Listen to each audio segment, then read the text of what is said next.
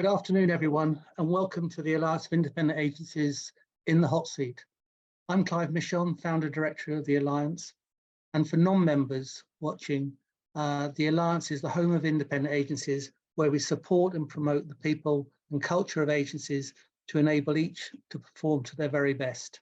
And we believe that a happy agency is a successful agency, and we do all we can to support this.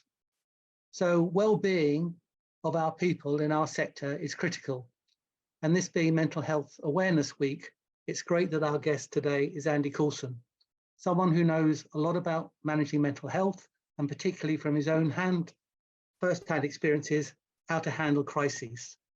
Over the last 12 months, I've had my own crisis, and unbeknown to Andy, he, through his podcast, Crisis What Crisis, has been a remarkable help and support, not least to underline the need for perspective and how to build up resilience when our lives start to unravel.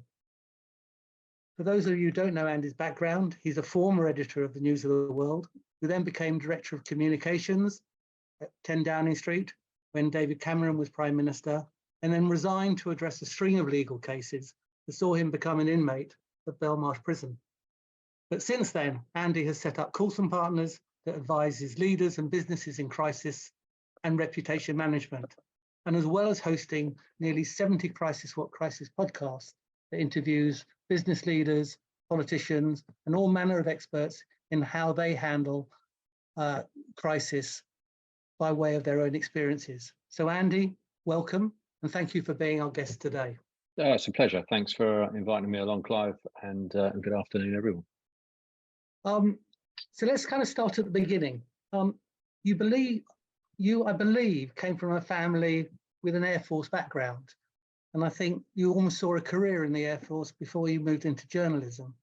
So coming from that sort of service background, does resilience come from nature or nurture? Is it because it was obviously something in those backgrounds is in your blood? Yeah, no, my dad was in the Air Force. My older brother was in the Air Force. So it was definitely the plan for me when I was a teenager. I think it's a bit of both, really. I've always held to the view that it's biology and biography, really. And my dad's a pretty resilient chap. My mum certainly is. Throughout her life, she's had some really difficult moments and come through them, always with a smile on her face. And so I think I've certainly got some of that kind of inbuilt, if you like. But I also think that the jobs that I've done, which is not without irony, really, because of course it was my professional life that that kind of got me into trouble, if you like. But it was also my professional life that got me through it, because although I ended up as a kind of stress crisis conscript, I was a very, very willing volunteer for the vast majority of my career as a newspaper journalist, as a newspaper editor, and then of course in politics, which were both very, very stressful, high octane environments, politics in particular, where I was responsible for crisis management. And as people will remember, perhaps through that period of politics, perhaps not as much since, I have to say, but certainly a fair amount during years in opposition and in government. So when it came to my sort of life sort of falling in on itself, my stress muscles, if you like, were reasonably well exercised. I was stress fit. And I'm a big believer in that. I'm a big believer in seeing the value in stress, and perhaps we'll talk about that a little bit more, a little bit later on. But I think, to answer the question, I think it's a bit of both, is it true? Yeah. So, what took you into journalism away from the Air Force? I mean, you started at Basildon Echo, and then I was moved on to the Sun. So exactly, yeah. I was an air cadet, and because my family are in the Air Force, and I was all set to do that. I was determined to be the first officer in my family, and in fact was kind of well down the road down that path when I, in a summer, got some work experience through a friend's mum on the local paper, on the Evening Echo, which is the paper I delivered in the afternoon for a number of years. And it's an interesting thing. I fell in love with it almost immediately. It was you know, it was seeing your name, you know, albeit on a check presentation story, you know, seeing my name in a newspaper, but it was the process, because the newspaper office, the editorial office, that literally above the, you know, the printing machine. So you'd write your story on a typewriter. I'm that old. And then you go downstairs and you'd see this product come off the belt, and it just and the smell of the ink, everything, I just completely fell in love with it. And it was a pretty much instant kind of change of heart. And then I spent as much time as I could in the newspaper office doing work experience. I actually tried to start work when I was 16, tried to persuade them to give me a job when I was 16, but they forced me to do my A-levels, which I was furious about. But I did them, and they kept their word, and they put me on an apprenticeship. I did that for a couple of years, and then once I got my indentures, as they were called, I then started to look for jobs in London, and landed some shifts, first on the Mirror, actually, very briefly, and then on the Sun. Yeah, and you really kind of started off there as a kind of a showbiz journalist. Was that always the direction? Is that where you landed, or something that was particularly interesting? No, I was a Sun reader as a kid, and I loved the Bazaar column. I actually created a kind of very, you know, a pound shop version of Bazaar on my local paper called Straight Up Andy Coulson, which is not the most imaginative or attractive of names. And I was a showbiz columnist on my local paper, you know, writing about Depeche Mode and Yazoo. And then and so showbiz was my thing, really. And then the shifts I was doing on the Sun were on the Bazaar column. And then eventually I got a staff job. And then eventually, of course, I became the Bazaar editor for a number of years. So my 20s were just fantastic. I was flying around the world, turning left on aeroplanes, interviewing, you know, famous people, some of my heroes, sitting down with Stevie Wonder. You know, my job really actually was as a deal maker. You know, I was, you know, friends with a number of, you know, reasonably famous people. I was certainly friends with lots of agents and PRs and kind of handlers. And the reason I got the column job in the end is because I was a pretty good deal maker. And it was at a time when show business was becoming, you know, was moving from the Bazaar column to the front end of the paper. The sort of business of show business, it had always been there, of course, but it suddenly sort of exploded with things like, you know, sounds terrible now because I think it's not what it once was, but, you know, operations like Planet Hollywood, or, you know, a bit later, the Spice Girls. Spice Girls were a very commercial enterprise, right? They were born out of a kind of commercial vision from Simon Fuller. And my time in newspapers, I was right in the middle of that. I was, you know, I was kind of doing those deals. So it was a great time. Well, you were the matchmaker between Posh and Bex. You were there when they got engaged. I was, yeah, no, I was, yeah, for a fee. Yeah, I didn't get it for free, but yes, yeah. I mean, we were very involved. You know, that was kind of how it worked. Model has changed dramatically since, obviously, because of technology, right? I mean, it's the celebrity doesn't rely on newspapers in the way that it once did. I mean, you said back in 2005 that tabloid newspapers in this country do more for its people than any other newspapers in the world. Yeah, how incredibly pompous. Well, there might have been an element of truth then. It was the Sun what won it and all that stuff. But where do tabloids fit now? Well, it's interesting because you reminded me of that quote, and I remember it at the time, and I didn't much like it then because it was a slight misquote in that I didn't say it's people for what it's worth. Not that matters much. But I did that interview, and I didn't do very many interviews as an editor at all. But I did that interview because we just won Newspaper of the Year, which was quite a big deal for us, and it was a big deal for the company because we were the first News International paper to win it. And so I felt that we needed to sort of mark the moment. And there was a truth buried in the pomposity somewhere, in so much as, you know, a successful newspaper, you know, kind of reflects back to the readership and should be relevant to its readership, right? And there's a reason why the Mirror is called the Mirror, you know, and we did that pretty successfully. I'm sure we'll get onto the bits that I did less successfully, but we did a lot of campaigning. I loved the campaigning aspect of the paper. That was a big part of what I was about as an editor, you know, trying to drive more compensation, which we did over a 2-year campaign for the victims of 7/7. We ran the first ever school anti-bullying campaign that convincing a Labour government then to do much more about it in schools. You know, I ran a campaign for an anti-knife campaign that ran for a while as well.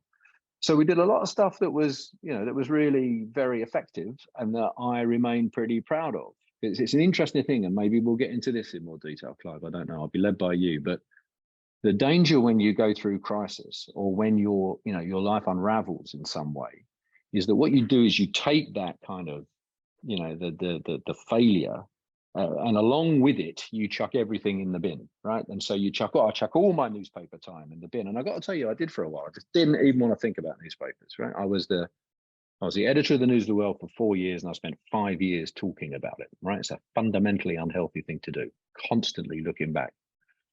But interestingly, perhaps, I don't know, more recently, I've started to remember some of the good stuff, right? And you got to be honest about your life and your career. And I look at it very much in decades, and my 20s were amazing, thanks to newspapers. My 30s were really interesting, challenging, because that's when I kind of, you know, grew up as a journalist, if you like. I became an executive and I started to broaden way beyond show business. My 40s largely were an unmitigated disaster. My 50s have been fantastic, and I'm halfway through them.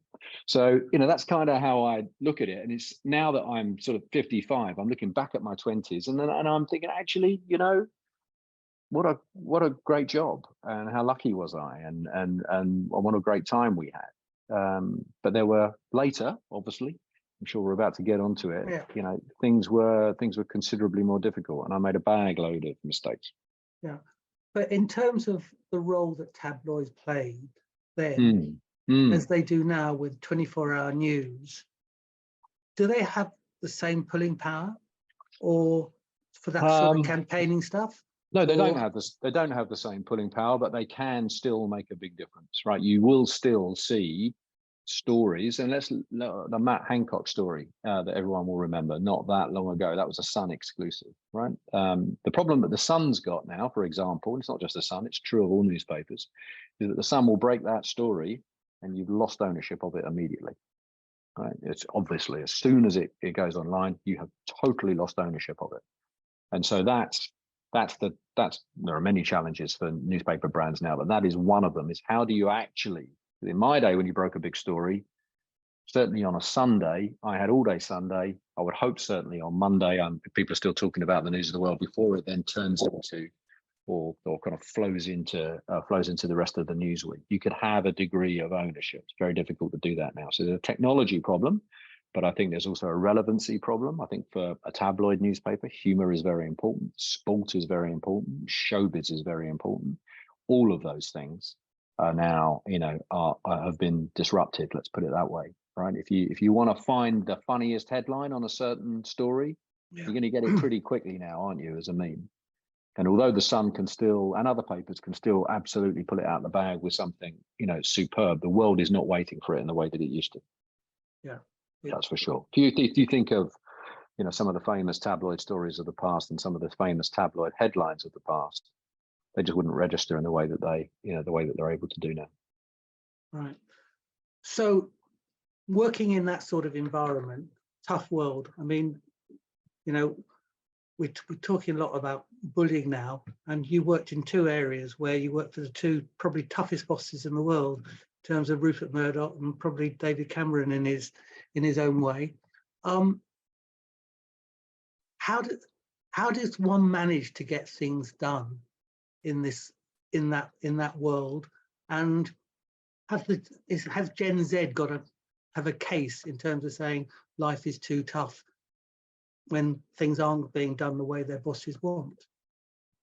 Well, I'll give you in a way, it's a cop-out answer to start with, and then then I'll have another go. But the first thought that occurs to me, frankly, is it's very dangerous to try and take, you know, a culture or a way of working from the past and apply it now, right? So let me give you a non-newspaper example to start with. You know, the Dominic Raab story, obviously, that's been running more recently, which is an interesting thing because obviously that is now going to impact the relationship between our politicians and our civil servants. How long ago was it that we had a prime minister who was, you know, famous for chucking mobile phones at his staff?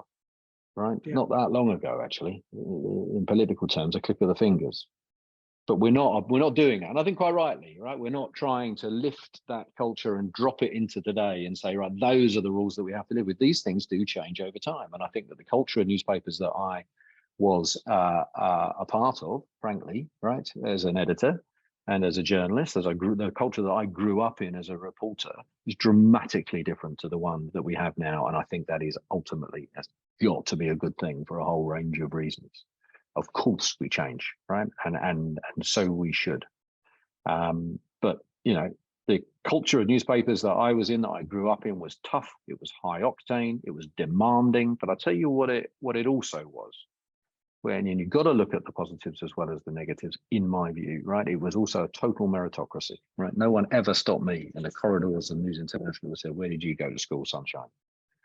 Right? Ever, right? It was, "Are you any good?" And so there was, but there was also around that, you know, behaviors and attitudes and a kind of, you know, testosterone that I think is totally misplaced now, would be totally misplaced now. And in politics, you know, interestingly, David wasn't actually a very kind of tough boss in that sense. Actually, we had a very collegiate, very reasonable, particularly when we got into coalition where we're working with another party. Yeah, it was a pretty, you know, it's difficult to look back. You've got to be careful you don't stick the rose-tinted glasses on. But I think actually it was a pretty calm, pretty reasonable, pretty effective period of politics, and that was largely due to the tone that David set. He made some mistakes, of course, as all politicians do, but I don't think one of them was the culture of the place. but in that style, do you think the civil service was different then than it is now? Would you get the same kind of, let's say, complaints? Or because I imagine that politicians, no, I think it's ministers work in the same way to get their manifesto done. I think it's dramatically different now, and I think it's a real problem. I think this is a very, very significant problem that we have, because in the end, politics is a bunch of people in a room, right? That's what it is, trying to do the best they can. And if you've got, as I think we have now too frequently, on one side of the table, a bunch of civil servants who are thinking, you know, he's got it in for me, and you've got the politicians on the other side thinking he or she's got it in for me because they're going to go out and brief, or they're going to do, or worse still, they're logging all this away so that they're going to go and register a complaint against me. That, if that's where we end up here, which I think is there's a strong case to say that we're heading in that direction, that's a fundamental problem for the way that our politics and our government works, because it's a trust-based system. That is how it operates. Right? It is about people looking at each other in the eye in a room and trying to get stuff done. And if there's the same in any business, right? It's the same in the people who are sat on this call who run their own businesses. It's the same thing. It's trust. It's so important. But yeah, trust is important, but there's still this thing about getting done, and well-being is really important. And as a former newspaper editor, I mean, you touched on it earlier, some of the stories that you broke caused great problems to individuals, and that's the nature of the and it kind of led to the Leveson inquiry, amongst the other things that you were involved in. Do you think newspapers have changed in that way? Are they kinder? I think they do, but my view is as valid as yours, because I left newspapers in 2007. So, and I think it's also important to say, not that I'm here to represent newspapers in any way, but you are quite right that media has impacted lives in all sorts of ways. I would argue positive, but absolutely negative too. But that's not restricted to tabloid newspapers. It's not restricted to newspapers. Right, it's not. It's the most recent example, right, was the Nicola Bulley case. That was, you know, the broadcasters were involved in that as much as newspapers were. As to whether or not there's been sufficient change, I'm simply not the person to ask, because I don't work in newspapers anymore. But ask me whether or not I got things wrong, and whether some of the stories that we ran were damaging to individuals. Of course they were. And although as a reporter, I concentrated mainly on the famous, if you like, where I had a particular attitude, because I was that deal maker that I explained, right? It was, you know, it was an arrangement to a large degree. Doesn't mean that those people didn't deserve to have their privacy protected in the way that they should, or that it was a free-for-all. That was never my view. But I did honestly take a different view to the famous to I did the non-famous. And as an editor, you know, I was much more concerned about those moments when people out of a blue sky suddenly found themselves in the middle of the news than I was about the famous. That is absolutely the case. And did I always get it right with the non-famous? No, I didn't. But my instincts, you know, and there's you know, there may well be people listening to this and saying, well, where's the evidence for that? But you know, the approach I took as an editor, I was much more concerned about the non-famous than I was the famous. And because those people didn't have lawyers, largely. They didn't have PRs, they didn't have advisors. You know, politicians had all that too. Yeah. So, oh, my earphones falling out. That was my approach as an editor. But there were definitely times when I got it wrong, without any shadow. Oh, obviously, right, as evidenced by, you know, what happens. And although, you know, let's deal with that. You know, although I will always argue that I didn't break the law, Clive. Right, that's why I stood up for 8.5 months in court and defended myself. But I made a bag load of mistakes. Right, the News of the World absolutely went wrong, and that was under my watch, and therefore I'm responsible for it. And that's why I resigned in 2007. Yeah, I mean, you resigned because some of your journalists had fessed up to probably breaking the law. But it does seem to... one of my journalists was convicted, and I felt with his conviction, I was under no pressure to do so, by the way. But my job at that point became untenable, because part of my job as the editor of the News of the World at that stage was to sit at my computer and write the week's leader, right? The leader column, and that was invariably, with the News of the World, a fairly robust opinion on whatever the big story was that week, or whatever the political saga would be running. We would have a view, and I felt immediately, instinctively, with no one telling me this is what I should do, that I couldn't do that. Right? I was very uncomfortable with that idea that I could sit in judgment of others when I, you know, messed up myself. And that's something that I still feel now. You know, by the way, I was absolutely right in terms of my instinctive view of it, because I'd be a hopeless editor now, right? Because to be a really good editor, particularly a tabloid editor, you know, this is a bit of a generalization, but I think it's broadly true. You've got to spend your time either, you know, utterly in a state of utter excitement or utter fury. You know, it's black or white, not entirely, but often. And I just don't, that's just not who I am anymore. You know, I'm perfectly capable of being excited, but I spend most of my time where most people do, somewhere in the middle. But that's kind of one of the things I've taken out of the podcast about you, is I would use the word empathy, which is kind of a word that I wouldn't have used for tabloid editors of the past, or maybe even the present. And the kind of the behaviours you described, I don't know how much they've changed, but they seem to be fairly endemic. Not to act sub judice about the cases. You got to be careful though, Clive. You know, with respect, because you know what you are talking about, I am not disputing, right? But it is, and I'm not for a second arguing with you that the culture of newspapers was flawed, right, in some pretty significant ways. But this is the thing I've learned, right, about life, if I can not get too airy-fairy about it. Nothing is black and white. Everything is grey, right? There is very, very little in life where you can be absolutely definitive about someone or something. And I'm afraid to say that is also true of the News of the World.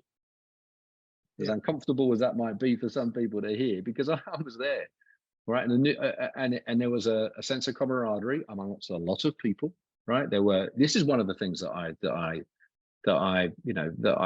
felt very strongly about at the time, is that when the decision was made, which was not my decision, to close the News of the World, as you know, it no longer exists. Never mind me, and never mind those who were involved in the court cases. And there was a small number of people, significant but small number of people. What about the vast majority of people who worked at the News of the World who then lost their jobs? Right, who then, you know, and then they go off to try and get another job. And what was your last job? I was at the News of the World. And as you'll remember, the atmosphere was pretty toxic for quite some time. That I didn't like, because the answer to any crisis, and it was certainly a crisis for that newspaper, in my view, could never be, and I don't think the answer to anybody's crisis is to chuck a load of people under the bus. Never mind me, right? I was the boss, and I had to deal with what I had to deal with. But I felt that was wrong. So I'm afraid I will. Sorry, it's a bit long-winded, but I'm afraid I will push back a bit on the caricature, bits of it accurate, of what the news of the world was. And then the other thing I'd say very quickly is that a newspaper is not the you say about my empathy, right? I know that I think I have definitely become more empathetic because of what's happened to me, right? But I wasn't without empathy as an editor, right? I wasn't some, again, caricature sat, in a newspaper office thinking, right, whose life can be ruined today? That was not me then, certainly not me now. But I also made a bag load of mistakes. That is absolutely for sure. Do you think the Leveson inquiry has made a difference? I'm sure it has, yeah, in pretty significant seismic ways. I mean, and again, I'm not here to defend newspapers, not least because I don't work in them anymore. So, I'm not informed, and it's not, it's not my area of expertise by any measure. But yes, it absolutely had an impact. What's interesting to me, however, is that, if you want to have a debate about privacy now, and perhaps some people do, and you want to include newspapers in that, then that's for other people. Continue to include newspapers in that. That's for other people. But what about technology? What about it's moved on somewhat, hasn't it, since 2007, the privacy debate and how lives are impacted? And would you say, I don't know, perhaps you do, that newspapers top of that pile now, or is it these things that we these things that we all carry around in our pockets? So the privacy debate is obviously a much broader, deeper, more complicated one now. And as I say, I would also just reiterate, this isn't just about newspapers. This is media. Yeah, well, that's how the media landscape has changed, because we have social media now that some would say democratizes communication, but on the other hand, it gives everybody an opportunity to have voice and opinion, whether it's cruel, right, wrong, whatever. And there are enough things to stop it. Moving on from that, let's go into after you left Downing Street, you can only, how I would characterize of 5 years of whack-a-mole. No sooner as you got one case sorted, you had another one. You had a number of cases running at the same time. Well, I had 4, and I won 3 and lost 1. Yeah, but the pressures that come from that, it just was kind of relentless. Yes. And you make 2 statements. One is only you worry about those things that you can control. And the other one is about ensure that everything is put in perspective. And this is how you kind of deal with crisis.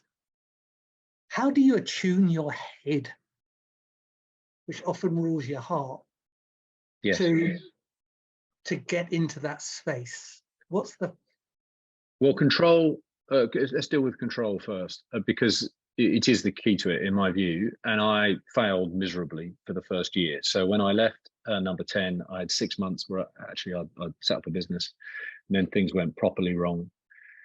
And the police came involved. I was arrested, and then it started to kind of rattle out of control in the way that you described. And I was dealing with an awful lot of different problems. But it was about a year later, so May 2012, 30th of May 2012. I've already been arrested in England. And then I get a knock on the door at 6 o'clock in the morning. I go downstairs and open the door, and there's a Scottish detective standing on the stairs, standing on the doorstep. He comes in, he arrests me in front of the family, and he says, I'm taking you to Scotland. Puts me into a minibus outside the house, and I get driven to Glasgow. And literally, as we go over the border, there's police outriders come either side of me. I end up at Govan police station, and they put me in a cell. It's a cell that has been built specifically for terrorists with kind of one-way glass. It was humiliating stuff. And I sat down on the on the plastic mattress. I've sat on a few plastic mattresses in my life, and that was the least I can say the least kind of pleasing of them all. And I remember the moment, and I just sort of, I actually and metaphorically laid down and surrendered control, because my life at that point on that day had become so absurd. I realized that I had totally lost control of my life. And I sat there, and I breathing quite heavily, as you might expect. And I had a sort of moment of realization, and I realized that that I totally lost control of my life, but that I had complete and total control of how I reacted, of how I sort of felt, And I said to myself, you are breathing in and breathing out, and this is a pretty unpleasant place to do it. But one day you'll be doing exactly the same two things, but somewhere considerably more pleasant, with your family around you and your dog at your feet, all that stuff, and you will be fine, right? But you don't try now and control this. And that sort of became my mantra, right? Because I ended up, sat on plastic mattresses, stuck behind a locked door for a lot longer than I did for that day in Scotland. But from that moment in Scotland, I was able to, sort of surrender control. And the important thing I'd say, Clive, on this issue of control is that there is a very big difference, fundamental difference between giving up, surrendering control and giving up, right? They're very, very different things. You've got total control over whether or not you give up, but you're very likely to not have any control over the problem, over the crisis, over the thing that's causing you to have lost control, if you get what I mean. Yeah. It's they're very different things. So that for me became, and by the way, this is, there's no copyright on this stuff. This is the fundamental basis of sort of stoicism, if you like. That you've got to understand, you've got to accept where you are, total acceptance of where you are, real acceptance of where you are, and a surrendering of control and acknowledgement of the things that you do not have control of, because that's the way you get control of the things that you do have control of.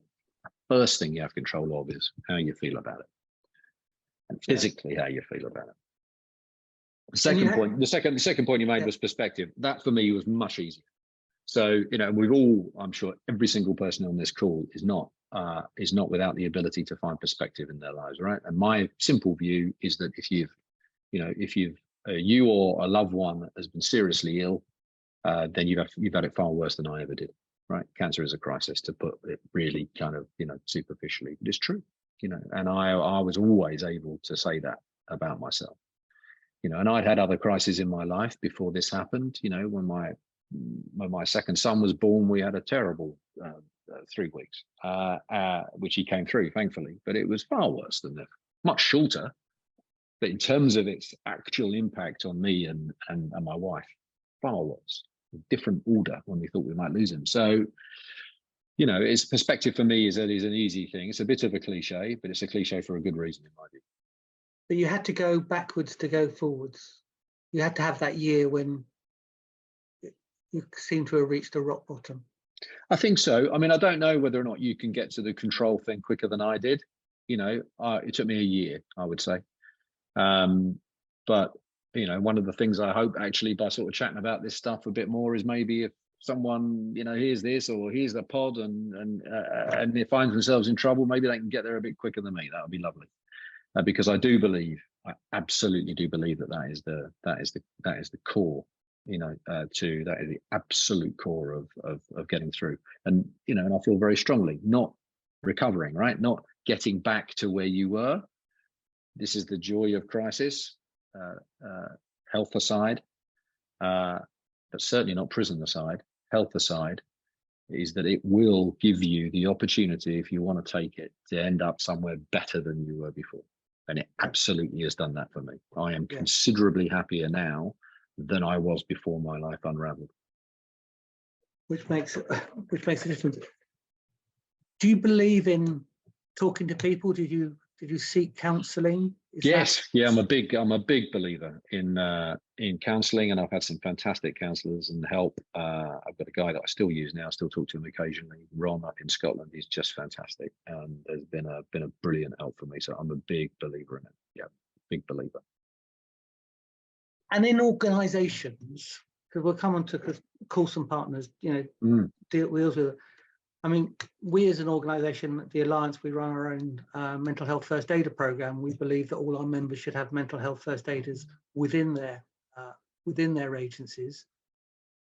Is that a good contributor to dealing with these stressful situations? Yes, I do. Absolutely. Yeah. I think it's a really good conversation that we're having at the moment. I had this conversation with, I did a podcast recently with Piers Morgan, and we agree on a lot of things. But Piers's view was that the conversation around mental health has gone too far, that we're a kind of country in therapy. And I think there's a little bit of truth to that. But I think where our views sort of parted company is that I think the conversation around mental health, including in the workplace, is a very positive one, and a one that we need. And I think it's terrifically important. Is there a difference between stress, crisis, and depression? Yes, of course. Yeah, depression is a clinical condition, and that's where that line between mental health and mental illness, right? And that's where Piers draws his line. If you're mentally ill, then you deserve according to Piers, you deserve every support and every help. But he sees the mental health space as being, broader and more and potentially more difficult. Now, I don't necessarily disagree with some of the extremes of that. I'm not particularly, this is a personal choice, the kind of you're worth it, in every regard approach to life is not really for me, for what it's worth. But I think anxiety, for example, which absolutely sits in that mental health space, is an incredibly important debate. And I think the debate around that and the advice and expertise that's now available around that is nothing other than a big fat positive, in my view.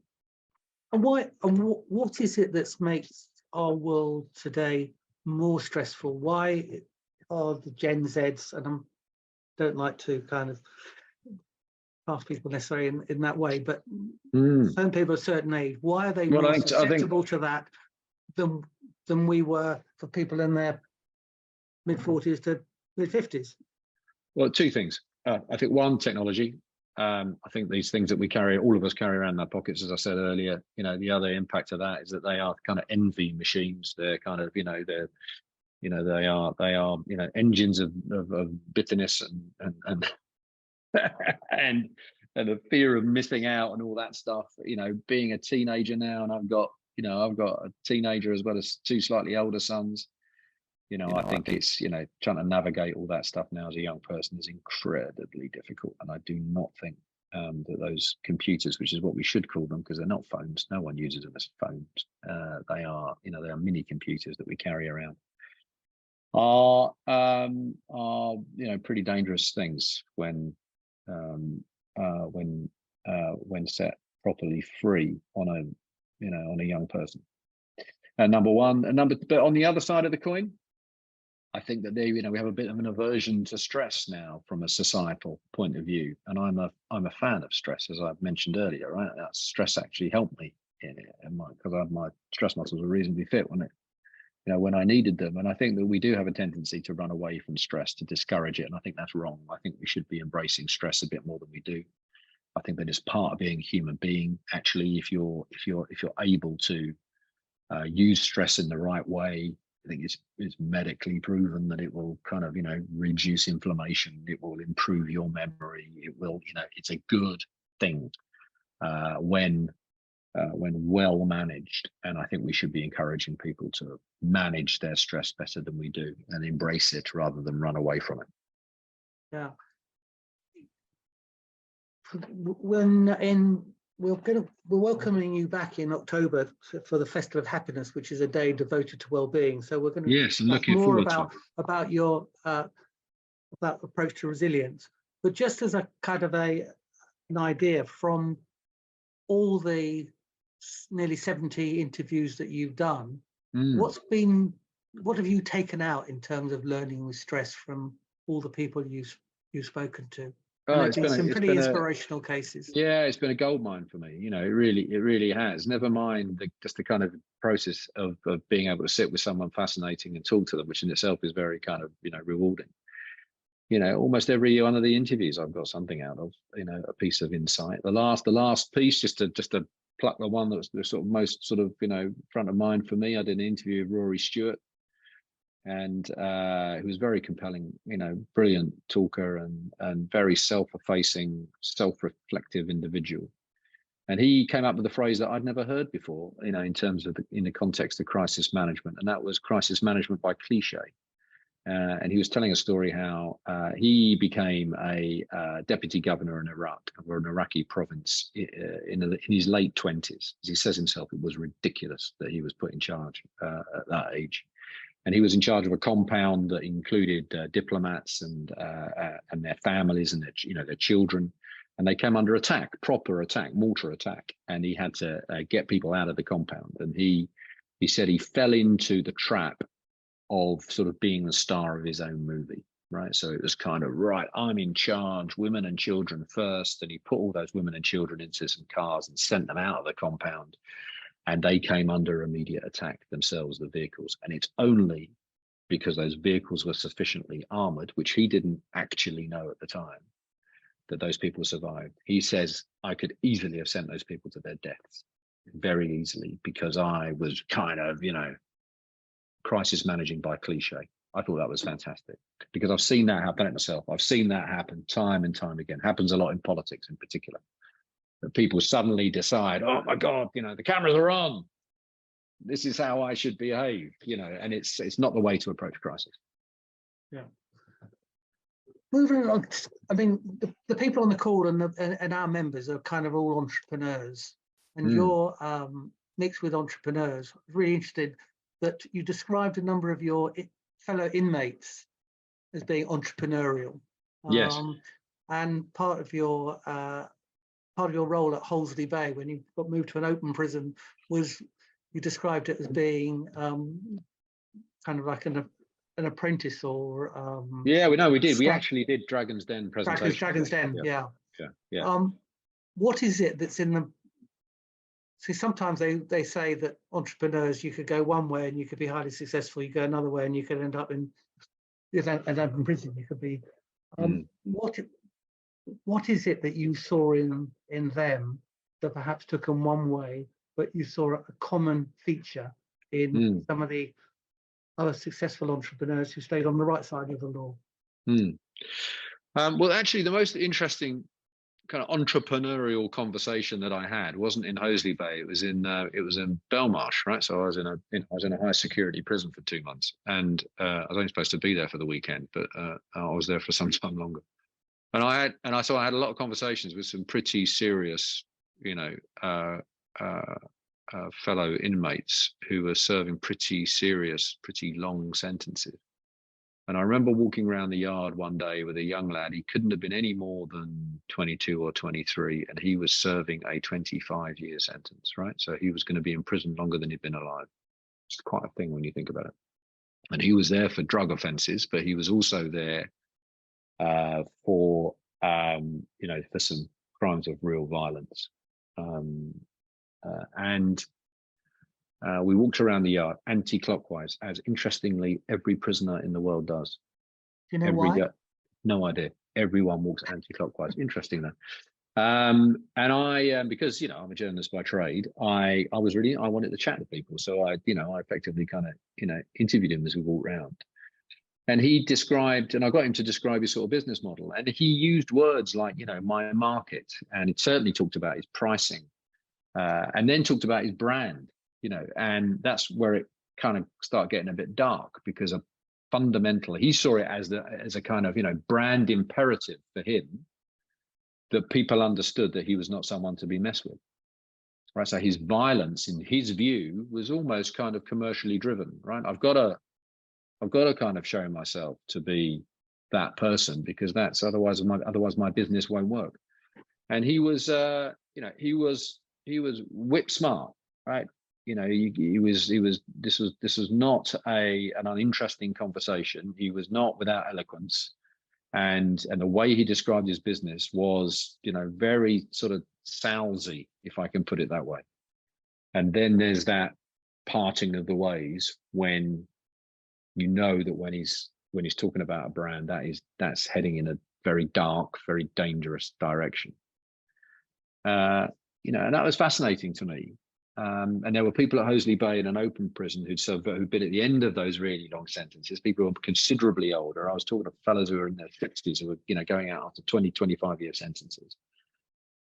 And some of those still held, even after all that time in prison, still held a kind of entrepreneurial desire, and they wanted to set up a gym, or they wanted to set up a shop that had been thinking about and planning, and they'd spent all their time kind of, working through how it might or might not work.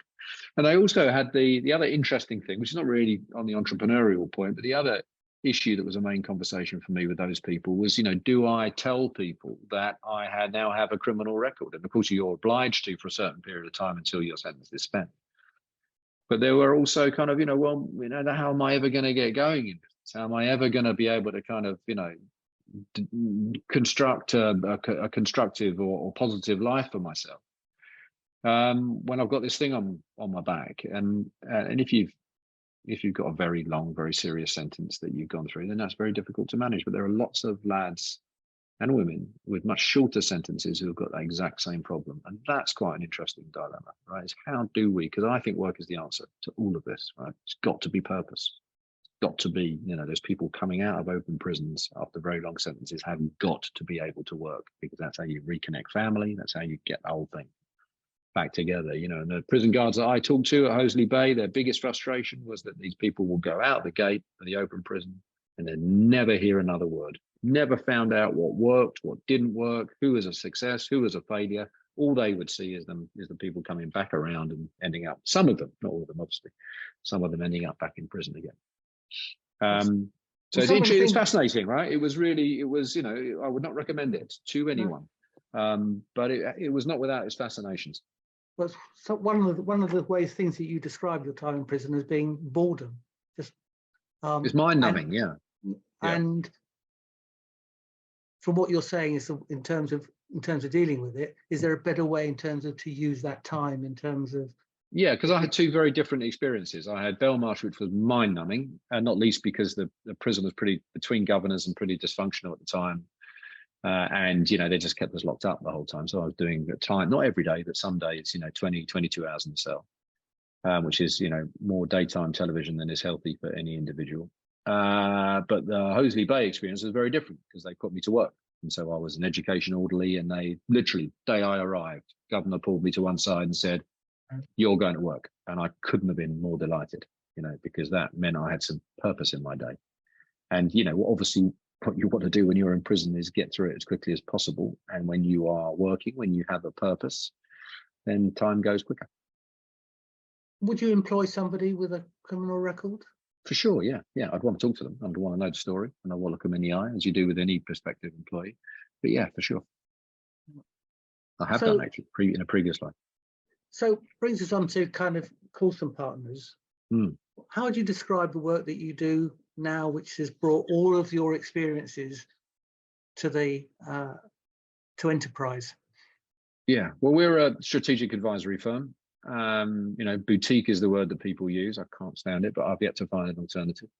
And what we do is provide strategic advice to leaders, CEOs, founders, chairmen, chairwomen, almost entirely. Some of our clients aren't necessarily the leader of the business. They're sort of C-suite, but most of our clients are the leader.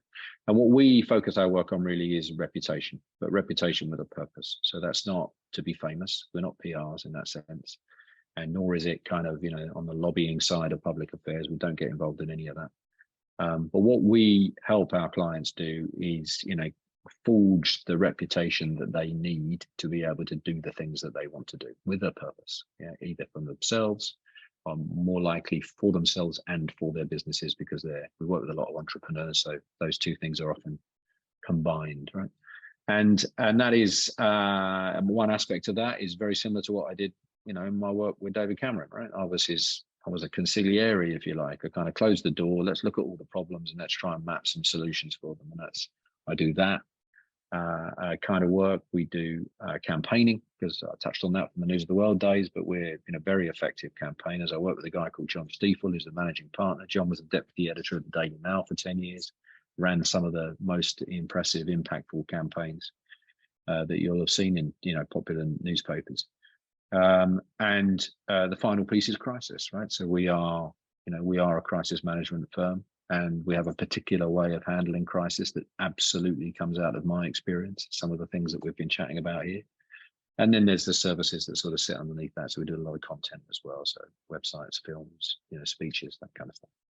Yeah. And where do you see it going from here with that kind of business? Do you want to keep it? Do you want a boutique? Like, is it because it has that personal service, or is it something which is scalable? Yeah, we've got a model that I really enjoy. I think partly because of the experiences that I've had, I'm very clear about the kind of people that I want to work with and the kind of people that I want to work for. And I've got, you know, I'm very clear sighted about that. And I also want to make sure that we deliver, right? We are as hard on ourselves, far harder on ourselves than our clients ever could be. You know, I think it's the journalists in John and me as well. We are pretty hard on ourselves in terms of the quality of the work that we do.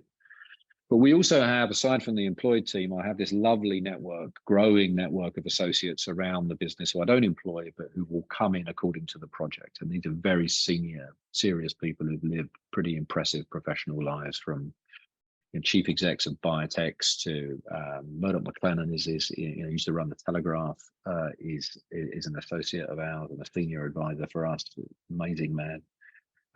Right the way through the content piece of Gurtesh Sandhu, who used to, basically built the Times website. So we've got the tech piece as well. And I love that model, Clive. I love it because you're bringing in really serious people. It couldn't be simpler, the arrangement, right? They're coming in to help on a project, very defined. They love it, full value given. And we move on to the next one. It's a really good model. So for the future, we'll certainly grow the core team. But I'm also going to be growing that kind of network of associates because the clients love it. Yeah. And from your experience, what's been the greatest learning that you think you can bring into that commercial space? From all of my experience. Yeah. I think if I were to, it's hard to boil it down to one thing, but I think if you were to really sort of pin me down, I think it is helping our clients really focus on the things that they have control of, right? That's not just a crisis. That's not just a crisis thing. Right? That's just as important in the good times. In fact, in the good times, that's when you often kind of lose control. You can lose control of your budget, but you can lose control of your focus when things are really good. And I also, passionately believe, because this is what happened to me, I passionately believe that you are at your most vulnerable when you are at your most successful. Right. I was top of the tree when things started going wrong for me. I was suffering from what I've described as editoritis. Right, it's a condition that causes you to think that the world revolves around you. Your head gets bigger and your hearing gets worse. And I definitely suffered from that. And I think that's true across industries. Bankeritis, barristeritis, dare I say, entrepreneuritis, right? It's there. And so I think we're very good at spotting that and helping our clients stay true to the course. Okay. Before we wrap up, because we're nearly at the end, there are some questions from the floor.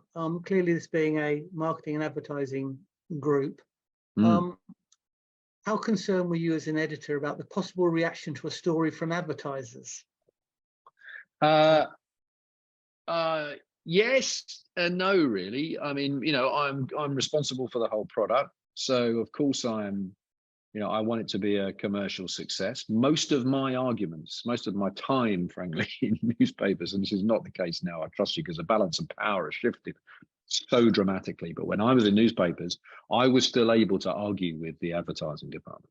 I was still able to look at a flat plan and say, you've got too many adverts in this thing, because where's the room for me to express my journalistic genius? There isn't an editor on the planet anymore who can do that, certainly in terms of his printed product or her printed product.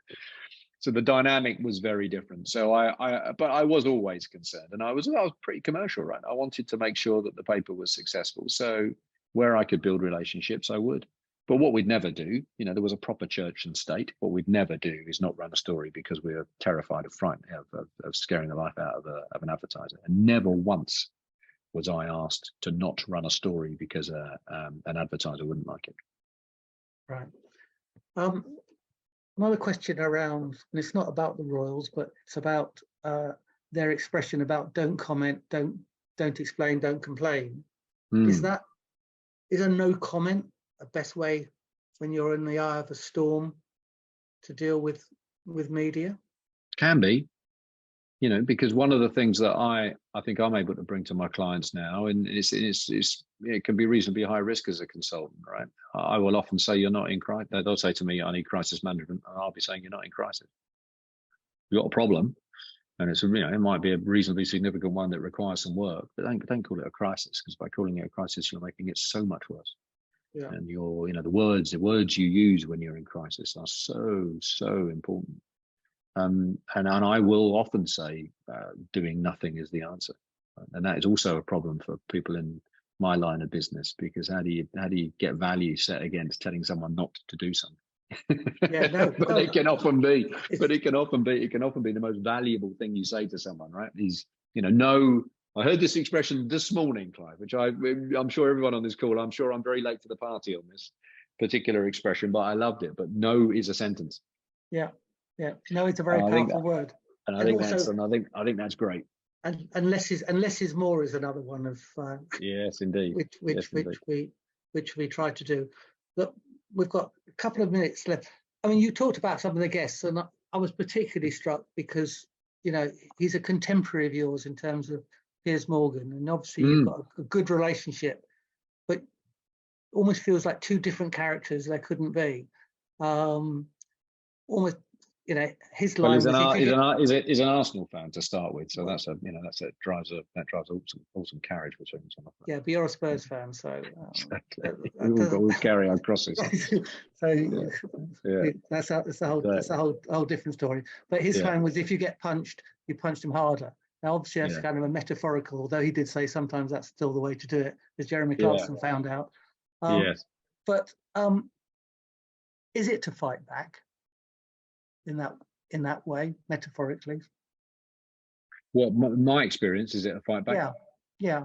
Well, there is a bit of pride in it, definitely, right? Because I was determined that I would move forward, and not just for myself, but for the people that matter to me in my life, the people that I love. It's not just about me. That's the truth of what happens in these situations. You know, you're seeing me and my life unravel, but actually it impacted, obviously, my wife and our 3 sons. And so, yes, I'm absolutely driven to succeed for us all and make sure that we've got the lives that we want to have.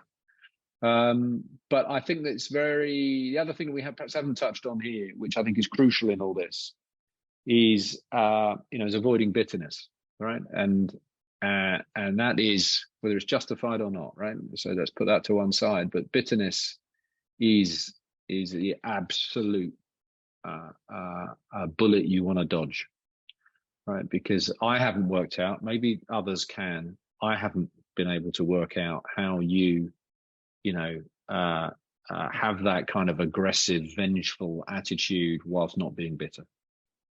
Yeah. Right. It's just, and it's not me anyway, but for me, you can't do it, right? If you go down that road, you are going to end up, taking the bitter bullet. And I've had days like that. Honestly, I've had plenty of days like that. And whenever I have, I've gone seriously backwards every single time. And so I am determined to avoid bitterness at every single turn.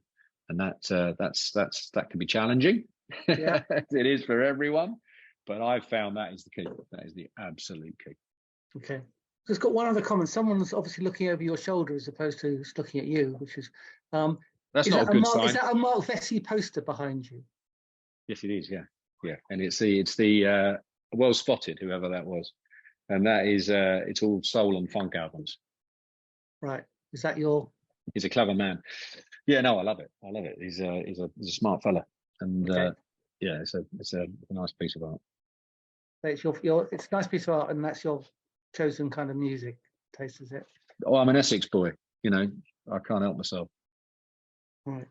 So, which nicely brings us on to how you end your podcasts with your 3 crisis comforts. I know you Yeah. started with 3 crisis cures, but then somebody said there's no such thing as a cure to crisis. So you've got Julia 3 crisis. Samuel, the psychotherapist, who was a brilliant woman. So I've changed it to comforts. Yeah.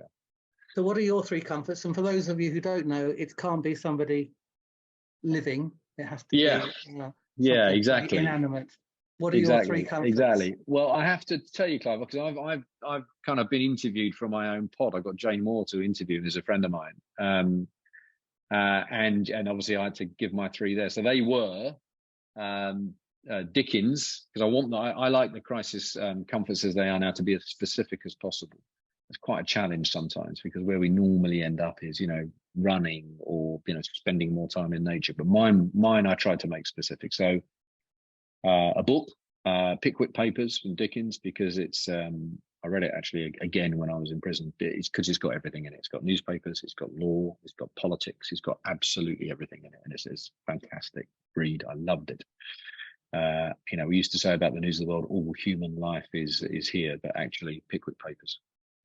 And then there's a very specific song, which is Ben Howard, Keep Your Head Up, which is a bit of a sort of family anthem of ours. And then the third thing was a wine, not that I'm any connoisseur, but Chateau Moussard from the Lebanon I chose because it's really very tasty, and it's a wonderful, tasty, positive thing born out of a landscape of crisis, right? It's from the Lebanon.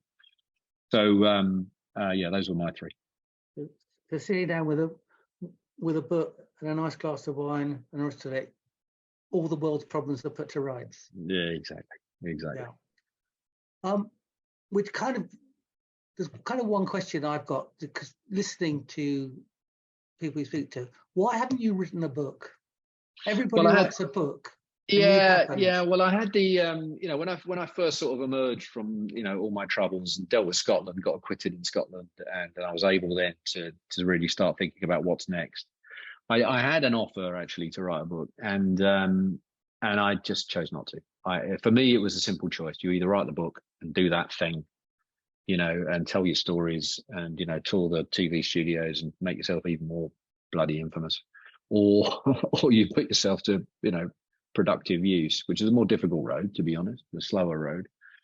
But I never wanted to do that. I would never have done that. I was actually, despite my best efforts, obviously I failed miserably in this, but I actually was always pretty low profile as an editor and in Downing Street. And my objective when I was in Downing Street was to leave and to set up a business, because I'd only ever been an employee. I wanted to see whether or not I could be an entrepreneur. And I'm also a pretty stubborn individual. So I decided, actually, that's what I'm going to do. I'm going to see if I can build a business. And, never say never. Maybe there's a book to be written. I'm quite interested in the subject of crisis. Obviously, all these podcast interviews that I'm doing are providing a lot of thoughts around crisis and how to get through things. What to do when your life unravels, all that. But for now, it's the business is the priority. Continues to be the priority. Okay. I'm going to end with a quote of yours, which is, the great prize of surviving crisis, whatever its cause, is not just about getting your old life back. It's a chance to discover a life that was better than it was before. And I think we've heard today that your life is better than it was before. You've fessed up to your mistakes, and you've learned from them. And therefore, you are walking the talk. So for that, Andy, for sharing that with us, and doing it again, as you will do on October the 10th in a slightly different way. Thank you very much indeed for your time. It's been fabulous. Thank you. Thank you. It's been a pleasure. Good. Thanks, everybody, and have a good evening.